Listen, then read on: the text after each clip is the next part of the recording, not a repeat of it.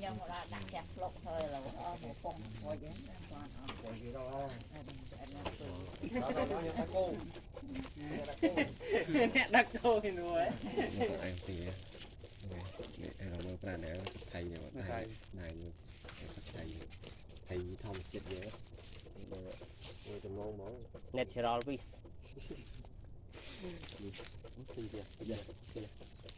vậy là tầm ngon nó cứ tê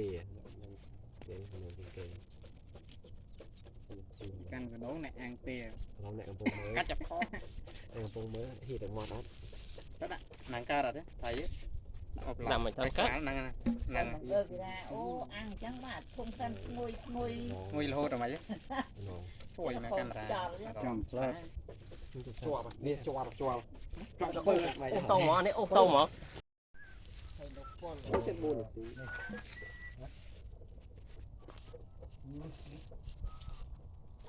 Mang không? Nó vừa mắm hả? Thử dương nữa. Ơi nhở? Mau nha.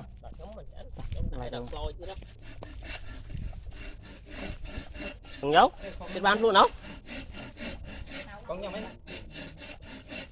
con nhóm này nè Hả? nhóm con nhóm nãy ta có mày nhé Nghe nghe. đừng thèm á đấy bên to nhà trắng ấy đi này Thôi quả này. Mà. Go. cho thằng môn một tí á Chưa tay, ở cái nông ba của bạn là ngàn gì đó. hot đó hot được chiếc con Đi đi nè. đi chị đây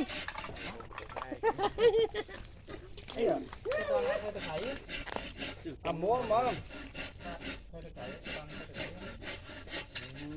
anh hay của bạn cái tỏ ăn ơi tiếp ơi.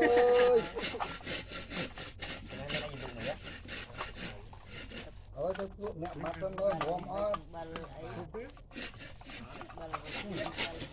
xẻ cho bác Nâng.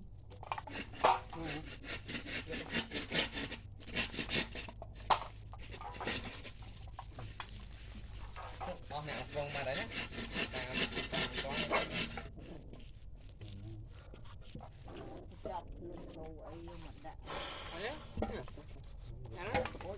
cái đồ ấy như tơi chứ ngon rồi vậy ngon nhìn đi ăn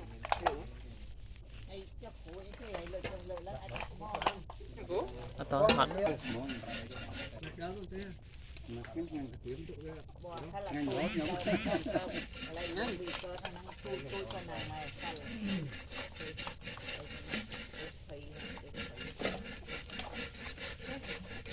miếng nó phải đến này Bà